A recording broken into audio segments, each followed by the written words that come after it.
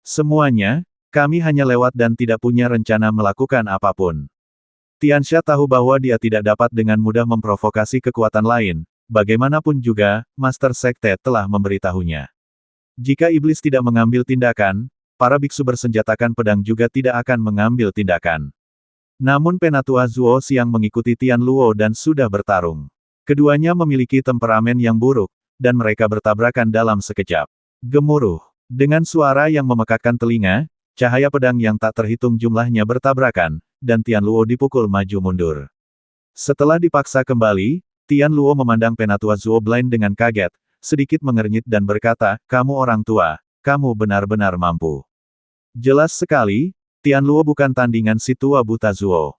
Tetapi Tian Luo ini tidak penakut, karena dia tahu bahwa Tianxia masih di sana, dan mereka berdua bergabung. Penatua Zuo yang buta ini jelas bukan tandingannya. Adapun para beku yang ingin memegang pedang, Tian Luo tidak memperhatikan sama sekali. Para beku ini hanya berada di alam melampaui kesengsaraan. Namun, gagasan Tian Luo sepenuhnya salah. Para biksu pengguna pedang ini adalah yang paling menakutkan. Karena mereka sama sekali tidak takut hidup dan mati, mereka tidak punya emosi, hanya kesetiaan. Kamu adalah anjing dari Demon Sealing Alliance, aku akan mematahkan kaki anjingmu hari ini. Setelah mengatakan itu, Penatua Zuo Blind menyerang Tian Luo lagi. Saat Tian Luo menangkis, dia berteriak kepada Tianxia, "Tianxia, jika kamu tidak mengambil tindakan, apakah kamu akan melihat saya terbunuh?" Tianxia sedikit mengernyit, menatap ke arah biksu pengguna pedang di sekitarnya, mengertakkan gigi untuk terakhir kalinya, dan melompat. Jika dia tidak membantu Tian Luo pasti akan kalah. Tetapi ketika Tianxia melompat, beberapa biksu pengguna pedang mengikutinya. "Jangan khawatir, aku akan melawan dua anjing aliansi penyegel iblis ini hari ini sendirian." Penatua Zuo Blind sebenarnya memblokir bantuan dari para biksu pengguna pedang itu. Atas perintah Penatua Zuo Buta, para biksu pengguna pedang langsung berhenti dan mengamati dengan tenang dari samping. Tianxia dan Tian Luo mulai menyerang Penatua Zuo Blind satu dari kiri dan yang lainnya dari kanan. 2 lawan 1, Penatua Zuo Buta jelas-jelas kalah, dan diguncang oleh sinar pedang satu demi satu. Kedua bajingan kecil ini masih memiliki beberapa kemampuan, tapi aku tidak takut dengan kakekmu yang buta. Meskipun tetua Zuo yang buta berada dalam posisi yang dirugikan, dia tidak menyerah sama sekali. Dia melihat pedang panjang di tangannya memancarkan cahaya putih pekat dan menebas ke arah Tian Luo dan Tianxia. Tian Luo dan Tianxia mengerutkan kening ketika mereka melihat bahwa tetua Zuo yang buta jelas-jelas kalah dan berani menyerang. Mereka datang untuk menangkap Chen Ping dan menyelidiki reruntuhannya, tetapi tanpa diduga mereka bertemu dengan orang tua gila dan bersikeras untuk menguntitnya. Tian Luo dan Tianxia juga menjadi marah, lalu mereka bertiga terlibat perkelahian. Kekosongan bergetar, cahaya pedang melonjak, dan seluruh langit di atas Gunung Gelu diselimuti cahaya pedang. Meskipun tetua Zuo yang buta sangat kuat, bagaimanapun juga, 1 lawan 2, dia tidak akan mampu bertahan untuk waktu yang lama. Kalian berdua menindasku, orang tua, sangat tidak tahu malu. Meskipun tetua Zuo yang buta berada dalam posisi yang dirugikan, dia tidak memaafkan. Kamu orang tua, bukankah kamu gila? Kamu ingin mengalahkan kami berdua sendirian. Kenapa kamu menindasmu sekarang? Tian Luo mengejek Penatua Zuo Blind dengan cibiran di wajahnya. Saya tidak ingin melawan Anda seperti ini sekarang. Penatua Zuo Blind berkata, dan memerintahkan kepada para biksu pengguna pedang, berhentilah mengawasi, dan ambil tindakan. Saya harus membunuh dua bajingan kecil ini. Setelah menerima perintah tersebut, beberapa biksu pengguna pedang langsung melompat dan mengepung Tian Luo dan Tianxia. Orang tua, mereka hanyalah beberapa biksu muda di alam kesengsaraan. Apakah kamu meminta mereka untuk mati? Tian Luo sama sekali tidak takut pada para biksu pengguna pedang itu. Penatua Zuo Blind mengangkat bibirnya, anak bodoh. Kamu akan tahu betapa kuatnya para biksu alam kesengsaraan ini sebentar lagi. Setelah mengatakan itu, dia mengayunkan pedangnya langsung ke depan, dan para biksu pengguna pedang juga bergegas ke depan. Pada saat ini, ekspresi Tian Luo tiba-tiba berubah, karena dia menemukan bahwa serangan yang dilancarkan oleh para biksu pengguna pedang ini memiliki pemahaman diam-diam yang tak tertandingi, dan kekuatan yang mereka keluarkan tidak lebih buruk dari kekuatan alam Mahayana. Perkelahian dimulai lagi, di medan perang para dewa dan iblis. Chen Ping muncul di tempat terpencil bersama Ji Yun dan Su Qingxiu. Zhu Qingxiu melihat pemandangan di depannya dan menunjukkan ekspresi sangat terkejut. Bagaimanapun, ini adalah pertama kalinya dia melihat tempat seperti itu. Dia melakukan perjalanan ke seluruh wilayah timur, tapi tempat ini jelas bukan milik tempat manapun di wilayah timur. Chen Ping dan Ji Yun jauh lebih tenang. Bagaimanapun, mereka berdua telah memasuki medan perang para dewa dan iblis dan mengetahuinya, jadi tidak ada yang mengejutkan. Medan perang antara dewa dan iblis terlihat sangat sunyi. Bahkan lebih sunyi daripada wilayah timur. Apakah ada harta karun di tempat seperti itu? Zhu Qingxiu bertanya dengan sangat bingung. Tidak ada yang tahu apakah ada harta karun itu. Itu semua tergantung keberuntungan. Mungkin harta itu tidak ditemukan dan nyawaku tertinggal di sini. Chen Ping berkata dengan tenang. Ah, Zhu Qingxiu terkejut, apakah masih ada bahaya di sini? Kamu tidak perlu terlalu takut. Seringkali tidak ada bahaya. Setelah Chen Ping selesai berbicara, dia berjalan lurus ke depan. Ji Yun dan Zhu Qingxiu mengikuti di belakang, menginjak tanah tandus, meninggalkan serangkaian jejak kaki. Jelas belum ada seorang pun yang pernah ke sini sebelumnya. Mereka yang mulai memasuki pintu masuk gua mungkin dikirim ke tempat lain di medan perang para dewa dan iblis. Lagi pula, teleportasi semacam ini dari pintu masuk ke medan perang para dewa dan iblis adalah acak. Chen Ping meledak dalam kesadarannya dan ingin menjelajahi sekeliling untuk melihat apakah ada orang yang masuk lebih dulu. Namun saat kesadaran Chen Ping muncul, kekuatan misterius tiba-tiba mengalahkan kesadaran Chen Ping dan membuat kepala Chen Ping pusing. Wajah Chen Ping berubah drastis, dan wajahnya penuh rasa tidak percaya. Dia tahu betapa kuatnya kesadarannya, namun dia dikalahkan dengan mudah. Sungguh kekuatan terlarang yang sangat kuat. Medan perang antara dewa dan iblis ini terlihat sangat sederhana. Raja Iblis Qiyun berbicara. Dia juga merasakan kekuatan besar di lautan kesadaran Chen Ping. Setelah beberapa saat, Chen Ping perlahan-lahan sadar. Melihat tanah terpencil yang luas, dia tidak tahu apakah dia benar untuk bergegas ke medan perang para dewa dan iblis. Pada saat ini, tidak jauh dari mereka, terdengar suara langkah kaki, diikuti oleh Lin Keting dan tetua buta kanan perlahan datang. Melihat Chen Ping seperti itu, Lin Keting tersenyum tipis dan berkata, apakah dia memancarkan kesadaran spiritual dan diserang? Chen Ping tertegun, tapi tidak berbicara.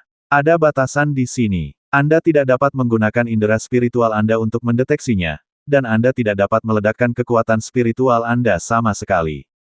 Terbang di udara bahkan lebih mustahil. Lin Keting berkata pada Chen Ping. Ketika Chen Ping mendengar ini, dia segera menggunakan kekuatan spiritual di tubuhnya dan menemukan bahwa dia benar-benar tertekan. Melihat ini, Chen Ping buru-buru mengaktifkan kekuatan lain, termasuk kekuatan naga, kekuatan asal, dan bahkan kekuatan tiga klan, tapi dia masih tertekan dan tidak bisa melepaskan setengah dari kekuatannya. Wajah Chen Ping menjadi sangat jelek. Jika dia menghadapi bahaya saat ini, bukankah dia akan menjadi anak domba yang harus disembelih? Bagaimana ini bisa terjadi? Mengapa kamu tahu bahwa medan perang para dewa dan iblis ini memiliki batasan seperti itu? Chen Ping tidak mengerti. Ini adalah pertama kalinya Lin Keting memasuki medan perang antara dewa dan iblis. Aku baru saja mendengarnya. Lin Keting tersenyum tipis, tapi Chen Ping tidak mempercayainya. Hanya saja Lin Keting tidak mau mengatakannya. Karena dia tidak ingin mengatakannya, Chen Ping tidak bertanya lagi. Di medan perang para dewa dan iblis ini, setiap orang akan menjadi manusia biasa dan harus menggunakan kekuatan paling primitif mereka. Jadi sangat kejam di sini. Tidak peduli betapa hebatnya kamu di luar. Kamu hanyalah orang biasa di sini. Jangan berada dalam bahaya. Lin Keting mengingatkan sambil tersenyum. Chen Ping menarik napas dalam-dalam dan perlahan menjadi tenang. Bagaimanapun, tubuhnya sangat ekspresif. Bahkan dengan kekuatan fisik yang paling murni, Chen Ping tidak takut pada siapapun. Terlebih lagi, Chen Ping juga memiliki tinju cahaya suci yang dapat digunakan tanpa kekuatan sihir apapun, hanya dengan kekuatan fisik. Bagi Chen Ping, larangan semacam ini mungkin merupakan hal yang baik. Ketika Seng Xiu dan Xiao Hanchuan mendengar ini, mereka sedikit terkejut, dan kemudian saling memandang. Sorot mata mereka agak halus. Kemudian, Seng Xiu adalah orang pertama yang sadar kembali, wajahnya tetap seperti biasa, dan dia berkata sambil tersenyum, jelas tidak. Tidak apa-apa bagiku dan dia untuk menjadi saudara, tapi kekasih, tidak mungkin. Mendengar ini, Xiao Hanchuan mengangkat alisnya dan tidak bisa tidak memikirkan apa yang dikatakan Zhou Yi pada siang hari. Berdasarkan reaksinya, Bagaimana saudara Jing dan Zhou Yi mengetahui bahwa mereka adalah pasangan? Melihat ini, yang lain pun ikut tertawa. Sungguh, meski keduanya tampan, Seng Siyu memiliki kepribadian yang riang. Berdiri di samping Xiao Hanchuan, tidak peduli bagaimana Anda melihatnya, mereka lebih terlihat seperti saudara. Saya kira memang tidak ada tanda-tandanya. Xiao Hanchuan sepertinya tidak terlalu tertarik dengan topik ini dan tidak berbicara dengannya. Meja mereka memesan banyak anggur malam ini. Begitu suasananya membaik, semua orang mabuk. Saat pesta berakhir, Seng Siyu juga mabuk. Xiao Hanchuan tidak jauh lebih baik. Wajahnya memerah, dia berbicara lebih sedikit dari biasanya, dia berbau alkohol, dan temperamennya jauh lebih terkendali. Melihat hal tersebut, beberapa teman yang masih sadar berencana untuk memanggilkan mobil untuk Xiao Hanchuan terlebih dahulu, lalu mencari seseorang untuk mengantar Seng Siyu ke hotel. Lagi pula, tidak ada satupun dari mereka yang tahu di mana Seng Siyu tinggal. Akibatnya, tidak ada yang menyangka begitu mereka membantu Xiao Hanchuan masuk ke dalam mobil, Seng Siyu juga masuk dengan tangan ditekuk. Dia menyipitkan matanya dan tidak bisa melihat dengan jelas apa yang ada di depannya. Dia hanya tahu bahwa sudah waktunya dia pulang. Dia melambaikan tangan kepada semua orang dan berkata, "Ayo pergi bersama, aku ingin pulang juga." Petik 2. Sebelum ada yang bereaksi, dia menjentikkan tangannya dan pintu mobil tertutup. Pengemudi mengira mereka bersama dan langsung menyalakan mobil. Sekelompok orang melihat ke belakang mobil yang hendak pergi, dengan ekspresi bingung di wajah mereka. Setengah jam kemudian, mobil sampai di kediaman pribadi Xiao Hanchuan. Seng Siyu mengikutinya dengan linglung, langkahnya masih sedikit mengembara. Dia mengerutkan kening, menatap lingkungan asing di depannya, dan bergumam, "Oh, mengapa rumahku berubah? Rumahku tidak memiliki pintu seperti ini. Apa aku salah pintu?" Saat ini, mabuknya Xiao Hanchuan sudah sedikit mereda. Tapi saya belum bangun sepenuhnya, kepala saya masih pusing, dan saya tidak bisa berjalan lurus. Saat dia menekan sidik jarinya untuk membuka pintu, dia berkata, "Ini rumahku. Tentu saja ini bukan pintumu. Hei, hati-hati, jangan jatuh." "Oh." Seng Siyu menjawab dengan tidak jelas. Dia tidak bisa berjalan lagi dan langsung meletakkan tangannya di bahu Xiao Hanchuan. Dua pemabuk saling membantu melewati pintu. Setelah tiba di lobi, Seng Siyu berbaring di sofa, merasa tidak nyaman dan berbau tidak sedap. "Jadi saya tidak bisa berhenti berkata, bau sekali. Saya harus mandi." Dia mendorong dirinya sendiri dan berdiri. Tapi melihat pemandangan di depanku, aku merasa pusing. Sepertinya ada sesuatu yang berputar di depan saya, dan saya tidak bisa membedakan antara timur, barat, dan utara. Dia tidak bisa menahan diri untuk tidak memegangi kepalanya dan meratap. Sudah berakhir, saya tidak dapat menemukan arah ke kamar mandi. Tahukah Anda di mana kamar mandi saya? Karena itu, dia pergi menarik lengan Xiao Hanchuan. Xiao Hanchuan sudah terjatuh di sofa. Tetapi ketika dia mendengar ini, dia sakit kepala karena kebisingannya. Dia mengerutkan kening, duduk, dan menunjuk ke atas. "Seperti yang kubilang, ini rumahku. Jika kamu ingin mandi, ada di atas." Ruangannya agak pengap. Saat berbicara, dia merasa tidak nyaman dan ingin bernapas. Maka dia membuka kerak kemejanya. Dia tidak bisa mengendalikan kekuatannya, dan 3 atau 4 tombol terbuka. Saat berikutnya, sejumlah besar otot dada terlihat, beberapa otot montok tersebar merata, dan garis-garisnya terlihat sangat indah. Di aula, lampunya terang benderang, menerangi area putih dengan lebih jelas.